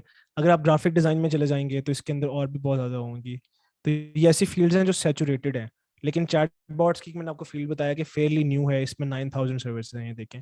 तो इसमें क्या है कि बहुत ज़्यादा सैचुरेटेड हो चुकी हैं। अब जो मार्केटिंग ऑटोमेशन की फील्ड है ना, उसके अंदर जितनी ब्रांचेज हैं ये कम सैचुरेटेड है और इसमें आपको इजीली क्लाइंट्स मिल जाते हैं, ठीक है, whether it's on Fiverr, Upwork या रैंडमली ग्रुप्स के भी कर रहे हैं। तो उसके अंदर चैटबॉट्स का मैंने आपको बताया कि आप किस तरह से बना सकते हैं, वो उसके लिए कोर्स मौजूद है। अगर आपके पास एक्सट्रीम कॉमर्स वीबीसी की एक्सेस नहीं है तो फिर आप यूट्यूब पे जाके chatbots, how to make a chatbot search कर सकते हैं, बहुत सारी वीडियोस और सीरीज वहाँ पे मौजूद है, तो आप उसको भी कंसल्ट कर सकते हैं, ठीक है। उसके बाद होती है फनल। फनल का कॉन्सेप्ट थोड़ा कुछ लोगों को नहीं आइडिया होता, उसको मैं थोड़ा एक्सप्लेन कर देता हूँ। एक होती है आपकी वेबसाइट है, ठीक है, आपकी एक मार्केटिंग एजेंसी है, आपने वेबसाइट बनाई हुई है, जी हम सोशल मीडिया मार्केटिंग भी करते हैं, हम फोटोग्राफी भी करते हैं, हम ये भी करते हैं, वो भी करते हैं, ठीक है, इतनी सारी इन्फॉर्मेशन दी हुई है। अब इसके अंदर क्या होता है कि अगर एक नया बंदा आ रहा है ना, उसको एक सर्विस चाहिए, वो कंफ्यूज हो जाता है यार कि बंदा, ये कंपनी सारा कुछ ही कर रही है और किस तरह से कर रही है, ठीक है। फनल क्या होता है कि आप एक ऑफर बनाते हो और उस ऑफर के लिए ही सारा आपका लैंडिंग पेज बनता है। लैंडिंग पेज होता है कि वन पेज वेबसाइट, ठीक है, सिंपल जुबान के अंदर। तो आप एक फनल बनाते हो। फनल क्या हो सकती है कि फनल में आप एक स्पेसिफिक सर्विस को बेचते हो और उसकी कोई खूबी हाईलाइट कर देते हो। जैसे क्या एग्जांपल हो सकती है कि we will help you grow your audience by 300 times by using social media marketing. ये मैंने एक ऑफर क्रिएट कर ली अपनी एजेंसी की। अब उसके अंदर मैं उसके मुताबिक ही सारा कंटेंट लिखूंगा कि हम ये चीज़ें करेंगे, ये हमारे पिछले क्लाइंट्स के रिव्यूज़ हैं। और उसका क्या होगा कि पहले पेज पे सिर्फ इन्फॉर्मेशन दी हुई है और साथ ऑप्शन दिया हुआ है कि बुक का टाइम विद अस। मतलब अगर आप चाहते हैं कि लोग पहले आपसे कॉल बुक करें तभी आप क्लाइंट क्लोज करेंगे ना, तो वो आपके उस पर क्लिक करेंगे, कोई कैलेंडर आ जाएगा और उस पर वो कॉल बुक करेंगे, दैट्स इट। लंबी चौड़ी वेबसाइट की जरूरत ही नहीं पड़ी। वेबसाइट आपकी होनी चाहिए, अच्छी बात है, लेकिन फनल आपकी एक ऑफर को प्रमोट करे। और फनल में क्या होता है कि 2-3 स्टेप्स होते हैं। जैसे इसमें फनल की एग्जांपल दी हुई है कि अगर आप फनल एक वेबसाइट के तौर पर देखते हैं, किसी ब्लॉग को 1000 लोग आपकी ब्लॉग पोस्ट रीड करते हैं, उसके ऊपर आपने एक ऑफर दी हुई है कि कोई ईमेल ई बुक दी हुई है, फ्री ई बुक, वो लोग आपके डाउनलोड करते हैं। और वो जो लोग डाउनलोड कर लेते हैं, अब आप उनको टारगेट कर सकते हैं, तो वो कन्वर्ट, उसमें से कुछ लोग कन्वर्ट होते हैं। तो इस तरह से फनल जो है ना एक ऑपरेट होती है कि बहुत सारे लोग देखते हैं, कुछ लोग कंसिडर करते हैं इन चीज़ों को, और उस जो लोग कंसिडर करते हैं उसकी आप उनकी डिटेल्स आपके पास आ जाती हैं, ईमेल होती है, फ़ोन नंबर होता है, या जिस तरह भी आपको टारगेट कर लें, फिर आप उनको रीच आउट करते हैं और उनमें से लोग कन्वर्ट होते हैं। तो इस तरह से आप कोई भी ऑफर बेच सकते हैं और इस तरह से आप जो है एक फनल को यूज़ करते हैं। तो फनल वर्सेस वेबसाइट का ये कॉन्सेप्ट है कि वेबसाइट वेरी मतलब एक्सटेंसिव होती है, जेनेरिक होती है। फनल जो होती है वो एक ऑफर को प्रमोट करती है और वो कोशिश करती है कि लोग कंसिडर करके आपकी किसी एक प्रोडक्ट या ऑफर को बाय करें, ठीक है। तो इस तरह से ये होती है। और एक और चीज़ जो लास्ट इसमें है, अब बहुत सारे लोग सॉफ्टवेयर यूज़ कर रहे होते हैं। फॉर एग्जांपल है कि कोई मार्केटिंग का बिजनेस है तो वो डिफरेंट टूल्स यूज़ कर रहा होता है, ठीक है। तो उनको आपस में इंटीग्रेट कैसे करना है, ये भी एक बहुत अच्छी इमर्जिंग फील्ड है। उसके लिए एक टूल है ज़ेपियर, इसके बारे में आप सर्च कर सकते हैं तो आपको आइडिया होगा कि डिफरेंट सॉफ्टवेयर को कैसे कनेक्ट करते हैं। जैसे मैं आपको एक एग्जांपल देता हूँ कि फेसबुक के ऊपर जब भी मुझे लीड आए कोई एड्स के थ्रू, तो वो बेसिकली पहले गूगल शीट्स पे, एक्सेल शीट पे आ जाए उसका डेटा ऑटोमेटिकली, और उसके बाद वो डेटा जो है ना मेरे टेक्स्ट या ईमेल सेंडिंग सॉफ्टवेयर में जाए और ऑटोमेटिकली उसको ईमेल चले जाए, ठीक है।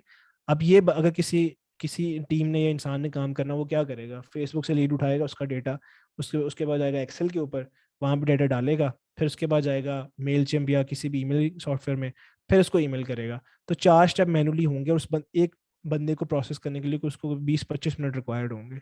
यही काम अगर आप ऑटोमेटिकली कर देंगे, आपको शुरू में 1-1.5 घंटा लगेगा सारा कुछ इंटीग्रेट करने में, उसके बाद सेकंड्स के अंदर खुद ही हो जाएगा। और आपके पास 100 लीड्स आ रही हैं, 1000 लीड्स आ रही हैं, कोई फर्क नहीं पड़ता, सारा कुछ खुद ही हो रहा है, ठीक है। तो इसको ये मार्केटिंग ऑटोमेशन के अंदर आता है और ये बहुत इमर्जिंग फील्ड है, क्योंकि पाकिस्तान में तो हम इतने सॉफ्टवेयर यूज़ नहीं करते अपने बिजनेस को चलाने के लिए, लेकिन बाहर के जो क्लाइंट्स हैं या लोग हैं या बिजनेसेस हैं, वो बहुत ज़्यादा टूल्स को यूज़ कर रहे होते हैं। ऑन एवरेज 4-5 टूल्स तो उनके चल रहे होते हैं उनके बिजनेस को ऑपरेट करने के लिए। तो उनको आप कनेक्ट कर सकते हो ज़ेपियर के थ्रू। तो अगर आप ज़ेपियर भी सीख लो तो आपकी बहुत डिमांड है। और फाइवर पे इसके ऊपर इतना कंपटीशन नहीं है। अगर आप अच्छी गिग बनाते हो, 1-2 ऑर्डर्स ले लेते हो अपने फ्रेंड्स के थ्रू, तो आपको मैसेजेस आना शुरू हो जाएंगे, ठीक है। तो ये जो है मार्केटिंग ऑटोमेशन का, इसका मैं पर्सनली इस पे मैं काम कर रहा हूँ, तो इस पे मैं ज़्यादा आपको बेहतर क्वेश्चंस को आंसर कर सकता हूँ। जो लास्ट चीज़ है, इसके बाद हम फिर क्वेश्चंस पे आ जाएंगे, कि ये सारा कुछ आपको जो बताया इसमें से आप कुछ अभी आपको सीख गए होंगे। एक सेशन में इतना लर्निंग नहीं होती, लेकिन आपको डायरेक्शन मिल जाती है कि आपने किस तरह से सोचना है या किस तरह से चीज़ों को अप्रोच करना है। तो इसके बारे में जाएं, इन्फॉर्मेशन लें। अगर आप डिपेंडेंट होंगे कि कोई बंदा आपको हाथ पकड़ के सिखाएगा, तो वो कभी भी नहीं होगा। आप किसी से फ्री सीखें या आप किसी से पैसे दे के सीखें, वो कभी भी आपको नॉलेज उस तरह से नहीं मिलेगा जिस तरह से आप खुद सीखोगे। तो आपको खुद ही इनिशिएटिव लेना पड़ेगा। डिफरेंट रिसोर्सेज हैं। अगर आज के ज़माने में गूगल, यूट्यूब होते हुए सारा कोई कह रहा है कि मुझे नहीं सीखना आ रहा, तो फिर तो आप ये एक्सक्यूज़ यूज़ नहीं कर सकते, ठीक है। हर चीज़ आपकी होती है। फॉर एग्जांपल आप कोई क्वेश्चन कर रहे हो किसी दूसरे बंदे से कि ये कैसे करते हैं, आपके पास गूगल है ना, आप जाकर उस पर सर्च कर सकते हो ना। हमें मूवीज़ और इन चीज़ों को सर्च करना तो बड़ी आसानी से आता है, लेकिन जो नॉलेजेबल चीज़ें हैं सारा कुछ ऑलरेडी अवेलेबल होता है। तो अपने अंदर ये हैबिट डालें कि आप चीज़ों को सर्च करें, क्वेश्चन करें कि ये कैसे होता है, सारा कुछ आपको लर्न हो जाता है, ठीक है। तो आप इन सारों को एक्सपेरिमेंट करें। अगर आपको कोई एक चीज़ फैसिनेट करती है उसको पिक कर लें, उसके एक्सपर्ट बने, उस सर्विस को बेचें, ठीक है। और बेचना कैसे है कि जो पाकिस्तानी तरीका है ना, उसके उस तरह नहीं बेचना, क्योंकि मैंने लोकल भी काम किया और इंटरनेशनल भी काम किया है। तो जो गोरे का माइंडसेट है ना, वो इस तरह से आपकी सेल्स पिच पे नहीं आएगा। कि जैसे मैंने आपको यहाँ पे एग्जांपल दी हुई है कि करेक्ट वे क्या है, ठीक है। अब फॉर एग्जांपल एक बंदा ग्रुप में पूछता है जी कि मुझे एसईओ के हवाले से सर्विसेज चाहिए, ठीक है। हम 20-25 लोग उस पे आएंगे, वो कहेगा जी मैं एसईओ भी करता हूँ, मैं कंटेंट मैनेजमेंट भी करता हूँ, मैं हाई क्वालिटी पोस्ट भी करता हूँ, ये सारा कुछ मैं आपको करके दे दूंगा, ठीक है। हर बंदा यही पोस्ट कर रहा होगा, कोई इसका फायदा नहीं है। आप इससे इस तरह से कभी भी किसी को कन्विंस नहीं कर सकते। पाकिस्तानी लोगों को भी नहीं कर सकते, बाहर करना तो बहुत दूर की बात है, ठीक है। तो अगर आप इस तरह के तरीके आजमाते हैं और फिर आपको कहते हैं कि क्लाइंट्स नहीं मिलते, तो ये कोई तरीका नहीं है। सही तरीका क्या होता है कि आप वैल्यू प्रोवाइड करें और उसको नंबर में बताएं। पाकिस्तान में आप किसी को सर्विस बेच सकते हैं कि जी मैं आपको 3 महीने सोशल मीडिया मार्केटिंग करके दूंगा, आपसे महीने का मैं 30,000 चार्ज करूंगा, तो हम खुश हो जाते हैं। लेकिन अगर आपने यही काम बाहर करना है, और मैं आपको कहूंगा कि आप बाहर जरूर ट्राई करें ताकि आपकी थिंकिंग और वे ऑफ डिलीवरिंग चेंज हो। वो आपसे पूछेंगे आपका रिजल्ट्स क्या दोगे, ठीक है। तो जब रिजल्ट से बात आती है तो फिर आप अपने आप को एनालाइज करते हो कि मैं ये कर भी सकता हूँ या मैं कैसे करूंगा, ठीक है। एग्जाम्पल क्या है, यही चीज़ जो आपने इस तरह से कही है, आप इसको ऐसे भी कह सकते थे कि I can help you rank your website in top 3 results of Google. इसके अंदर मैंने नंबर बताया है कि मैं क्या करूंगा। एक चीज़ बताई है, रश नहीं डाला मैंने। और मैंने बताया कि मैं रिजल्ट क्या दूंगा कि टॉप 3 रिजल्ट्स में आपके गूगल में आ जाएगी। तो ये एक बेसिकली चीज़ है, ठीक है। और 3 महीने के बाद अगर नहीं होती तो आपसे क्वेश्चन करेगा भाई क्यों नहीं हुई, ठीक है। और ये फिर आपको होता है कि आपको फिर डिलीवर करना होता है, आप इसके अंदर पूरी अपनी एफर्ट करते हो और आपको इस चीज़ पे करना होता है, ठीक है। और दूसरा फ़र्क क्या आ जाता है कि लोकल बिजनेस के लिए काम करने में इंटरनेशनल के लिए फ़र्क ये आता है कि इंटरनेशनल जो क्लाइंट्स हैं अगर आपको मिल जाते हैं तो वो आपको पेमेंट बड़ी आराम से कर देंगे, ठीक है।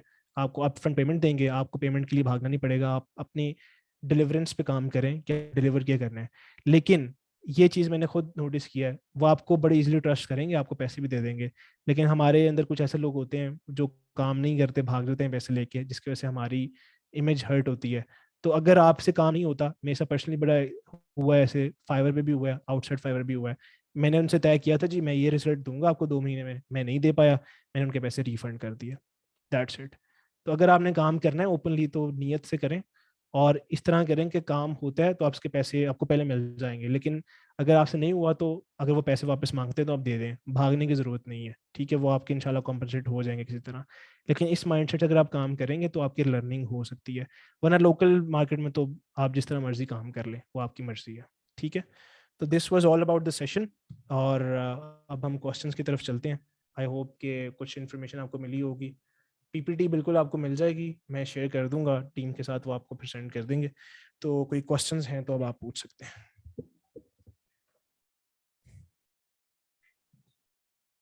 Excuse me sir.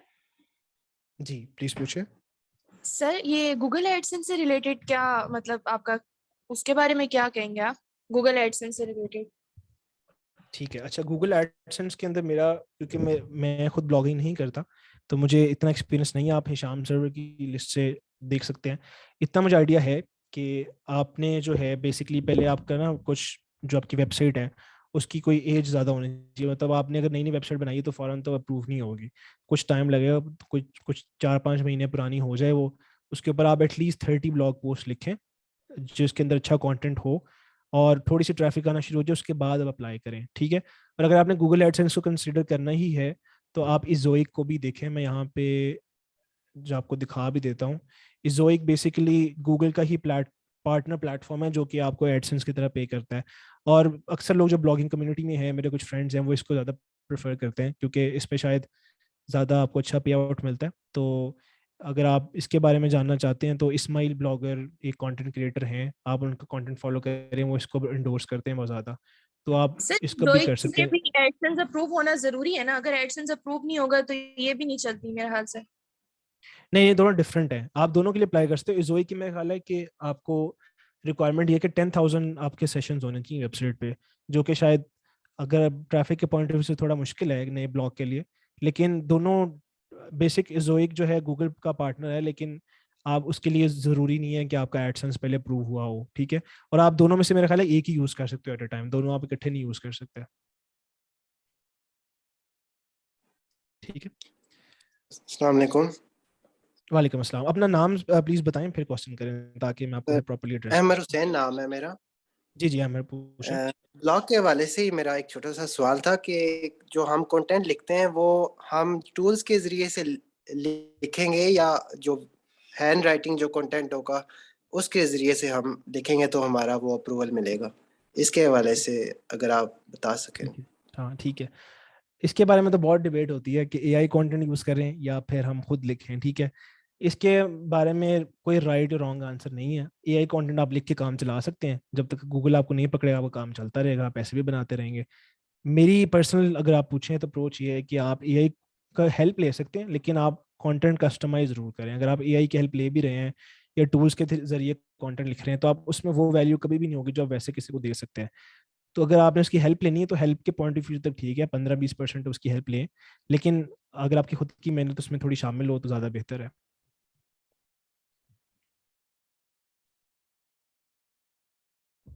सर लेकिन ये गूगल एडसेंस के लिए अगर अप्रूवल लेना होता है तो इनकी स्ट्रेटेजीज काफी डिफरेंट होती हैं। बाजू का हम लोगों ने यानी कि कॉपीराइट किया होता है रीराइटर टूल से यूज करके, और उस कंटेंट पे न्यू डोमेन पे भी अप्रूवल मिल जाता है। और बाजू का वही कंटेंट उसी तरीके से डाला होता है लेकिन वो रिजेक्शन कर देते हैं, लो क्वालिटी कंटेंट दे देते हैं। तो मतलब इसमें तो कोई वो नहीं है, यानी कि या तो हम जैसे जारविस है, जारविस के थ्रू कंटेंट लिखें तो उस पे भी वो रोबोट्स के शायद डिटेक्ट कर लेते हैं, लेकिन अक्सर वही कंटेंट अप्रूव भी हो जाता है। हाँ बिल्कुल ऐसे नहीं, क्योंकि देखें अब इतने सारे लाखों ब्लॉग पोस्ट रोजाना बन रहे होते हैं, ठीक है। तो गूगल में भी कोई बंदा बैठ के तो चेक नहीं कर रहा, उनके एल्गोरिदम्स हैं, वो चेक करते हैं, उनके कुछ मेट्रिक्स होते हैं। तो अगर वो एल्गोरिदम आपको पकड़ लेता है तो फिर तो आप कुछ नहीं कर सकते, लेकिन अगर आप उससे बच जाते हो तो बस ठीक है। लेकिन ये एक चीज़ होती है कि विद टाइम गूगल के एल्गोरिदम्स एडवांस होते रहते हैं, और वो जिस तरह पहले बहुत सारे स्पैम कमेंटिंग के थ्रू भी आपको बैकलिंक्स मिलते थे, उसका फायदा होता था, अब नहीं होता, ठीक है। तो आहिस्ता आहिस्ता चीज़ें आउटडेटेड होती जाती हैं, अगर आप साथ साथ अपने आप को अपडेट करते रहते हैं तो दैट्स गुड। अगर आपको कंफर्मेशन चाहिए कि मैं वाकई प्रूव होना चाहता हूँ, फिर तो आपको ऑफ कोर्स खुद मेहनत करनी पड़ेगी। लेकिन एआई कंटेंट में थोड़ा सा ये डिबेट आ जाती है कि आप अप्रूव हो भी सकते हो, नहीं भी हो सकते, वो फिर आप चांस लेने पे ही है, पर आपकी अप्रोच पे डिपेंड करता है कि आप क्या करना चाहते हो।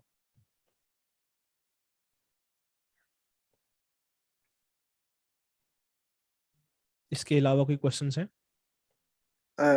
जी सर, एक और सवाल था ब्लॉगिंग के हवाले से ही कि इंडेक्सिंग जो हम करते हैं जो गूगल सर्च कंसोल पे, तो वो हम्म, इंडेक्सिंग में भी इशू आता है, बहुत ज़्यादा इंडेक्सिंग नहीं होती हमारे जो ब्लॉग्स हैं। तो हम्म, इसके हवाले से ये इशू बहुत ज़्यादा आता है, फेस करना पड़ता है हमें। तो ठीक ये है। क्यों इशू फेस करना पड़ता है? थैंक अच्छा, इसके ऊपर ये होता है कि एक तो मैंने खुद ब्लॉगिंग में इतना काम नहीं किया, लेकिन जो मैं इर्द गिर्द से बातें सुनता हूँ उसकी बेस पे मैं आपको आंसर कर रहा हूँ, मैं एक्सपर्ट नहीं हूँ।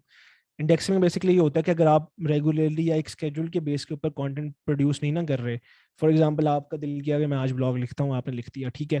अब आपने 2 हफ्ते पूछा ही नहीं अपनी वेबसाइट को, आप कहते हैं जी मैं ठीक है, मैं 2 हफ्ते बाद आपको फिर याद आया, आपने एक और ब्लॉग लिख दिया। तो इसका एडवाइस ये किया जाता है, जो एक्सपर्ट्स हैं वो ये कहते हैं कि आप जो है बेसिकली एक स्केड्यूल तय करें कि आपने फॉर एग्जाम्पल 3 ब्लॉग्स लिखते हैं एक वीक में, या आप एग्जाम्पल 2 भी आप कर सकते हैं, ज़्यादा भी कर सकते हैं। तो आप एक स्केड्यूल तय कर लें कि आपने रोज इसी टाइम पे ही ब्लॉग स्केड्यूल या पोस्ट करना है। तो जब आप उसको वो करना शुरू कर देंगे ना, तो फिर वो आपके चांसेस काफ़ी बढ़ जाते हैं कि वो आ जाए। और थोड़ा सा बैकलिंक्स आप इधर उधर से ले लें, मतलब फ्री बैकलिंक्स बिल्ड कर लें, अगर आप पेड ले सकते हैं थोड़े से वो ले लें, फिर आपकी इंडेक्सिंग शुरू हो जाती है यूजुअली। जी ठीक है, थैंक यू। ठीक है, थैंक यू। No worries. किसी और का क्वेश्चन है तो आप पूछ सकते हैं।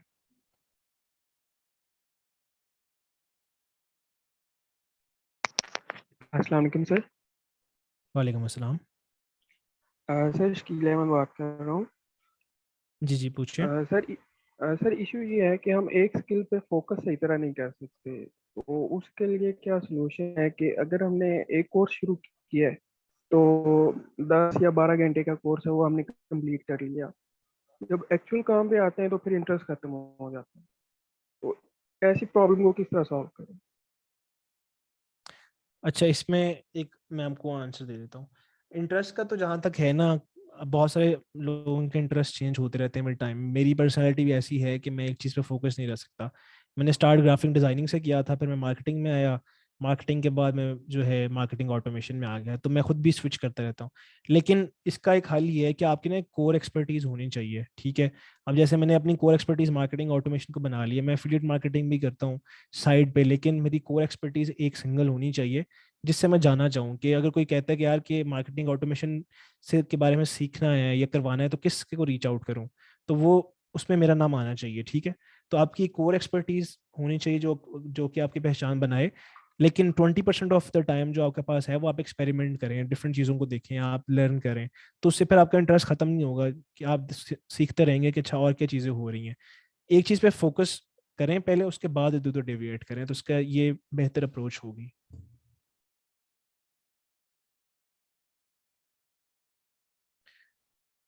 अभी इंडेक्सिंग के बारे में भी किसी ने क्वेश्चन किया था, तो रिदा ने कमेंट पोस्ट किया हुआ है कि साइट में आप जनरेट करके आप अपलोड करें HTML फाइल्स में, तो उससे हो जाता है। इसके बारे में मुझे इल्म नहीं है, लेकिन आप ट्राई कर सकते हैं, तो इसके बारे में भी आप देखा जा सकता है।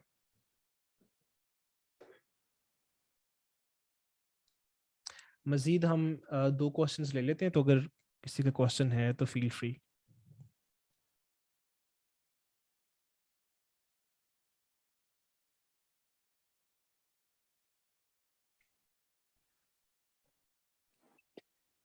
जी सर, जो रिदा ने अभी बात की है, मेरा ही क्वेश्चन था इंडेक्सिंग के हवाले से। मुझे थोड़ा सा अगर एक्सप्लेन कर दें आप, मुझे समझ नहीं आई ये अच्छा, इसके बारे में HOML। मैं, हाँ जी, मैं आपको बता देता हूँ इसके बारे में, क्योंकि मैंने आपको बताया कि मैं एक्सपर्ट नहीं हूँ, तो इसके बारे में मैं बहुत ज़्यादा इंसाइट तो नहीं दे सकता। फ्रीदा कैन पुट डिटेल्ड कमेंट, लेकिन जहाँ तक मुझे आइडिया हो रहा है कि आप HTML फाइल्स में जाके आपकी जो वेबसाइट की फाइल्स होती हैं, पहले आप साइट में आप जनरेट करेंगे, आप गूगल से किसी भी वेबसाइट से कर सकते हैं वो, तो वो जाके आप अपलोड कर देंगे अपनी होस्टिंग साइट में जहाँ पे भी आपका फोल्डर है।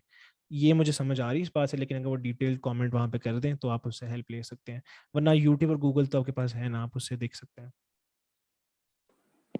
जी थैंक यू। ठीक। ठीक है। हसन, आपका क्वेश्चन है कि आप क्या अपसेल कर सकते हैं अगर आप मार्केटिंग ऑटोमेशन कर रहे हैं, ठीक है। ये तो आप कुछ भी, मतलब मार्केटिंग इतनी जो है वास्ट फील्ड है कि आप बहुत सारी चीज़ें अपसेल कर सकते हैं। फॉर एग्जांपल, अगर आप मार्केटिंग ऑटोमेशन कर रहे हैं, किसी का ज़ेपियर और चैटबॉट पे फोकस कर रहे हैं, तो आप उसे कहें यार कि मैं फनल और वेबसाइट भी कर सकता हूँ, ठीक है, तो फिर आप उसको अपसेल कर दें। तो बहुत सारी चीज़ें आप अपसेल कर सकते हैं। आप सबसे चीज़ जो होती है ना, आपके जो एनालिटिकल स्किल्स है ना, वो बहुत अच्छे होने चाहिए। फॉर एग्जाम्पल, मेरी ये स्ट्रैटेजी होती है कि कोई क्लाइंट मुझे रीच आउट करता है कि मुझे चैटबॉट्स के बारे में हेल्प चाहिए, मैं ठीक है उसको देखता हूँ। मैं क्या करता हूँ कि उसकी वेबसाइट पे जाता हूँ, मैं उसके सोशल्स पे जाता हूँ, मैं देखता हूँ कि वो कर क्या रहा है। अगर तो वो क्लाइंट लॉक हो जाता है ना, फिर मैं देखता हूँ कि ये बंदा कहाँ पे वीक है या इसकी क्या चीज़ अप टू डेट नहीं है जिस पे मैं हेल्प कर सकता हूँ। फिर मैं उसको ये बताता हूँ कि मैंने एनालाइज किया और मैं आपको सजेशन दे सकता हूँ। वो कहेगा जी आप बिल्कुल दें। फिर मैं उसको बताता हूँ कि ये आप कर सकते हैं और इसमें मैं आपकी हेल्प कर सकता हूँ, ठीक है। और ज़रूरी नहीं कि आप सारा कुछ खुद ही करो, अपना फोकस एक जगह पे रखो या 2 जगह पे। अगर वो बिल्कुल मिलती जुलती चीज़ है, किसी को साथ अपने अटैच कर लो या रेफर कर दो किसी को, तो इस तरह से आप अपसेल भी कर सकते हो। नकाश, डिजिटल मार्केटिंग आप यूट्यूब भरा पड़ा है, आप जाके देखें। अगर आपके पास स्ट्रीम कॉमर्स की एक्सेस है या इनेबलर्स की है, उनके पास भी प्लेटफॉर्म्स हैं जिसके अंदर बहुत सारे स्किल्स के ऊपर कोर्सेज बने हुए हैं। तो सीखने के लिए तो कंटेंट बहुत है, बस आप कंज्यूम करें।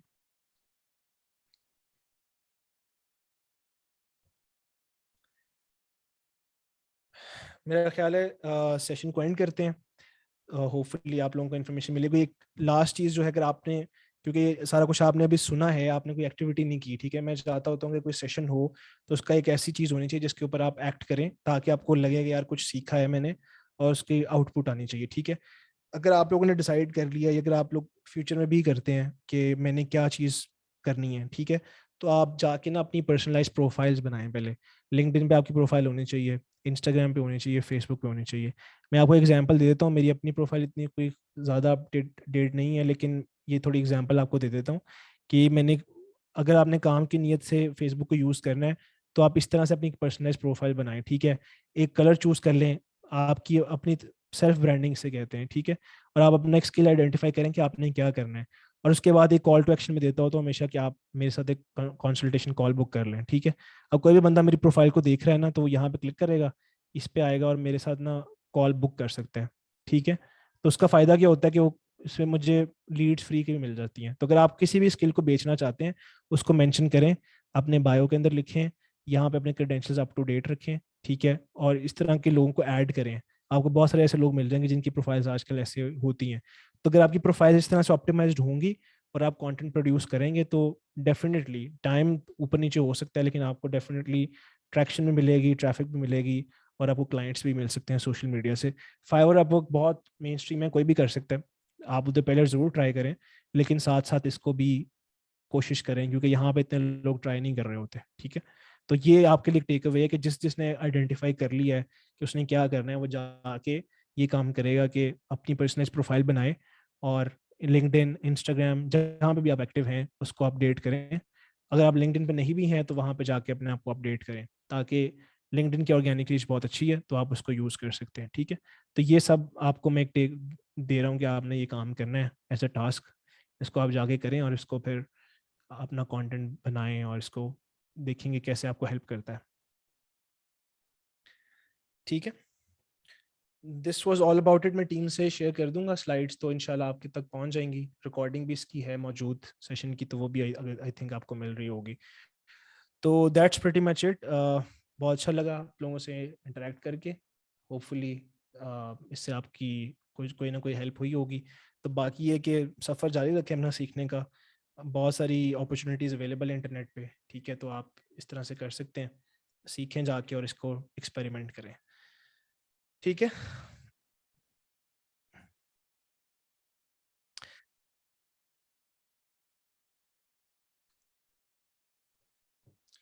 ठीक है जी, सो क्लोज करते हैं। Thank you very much and may Allah bless all of you. Thank you.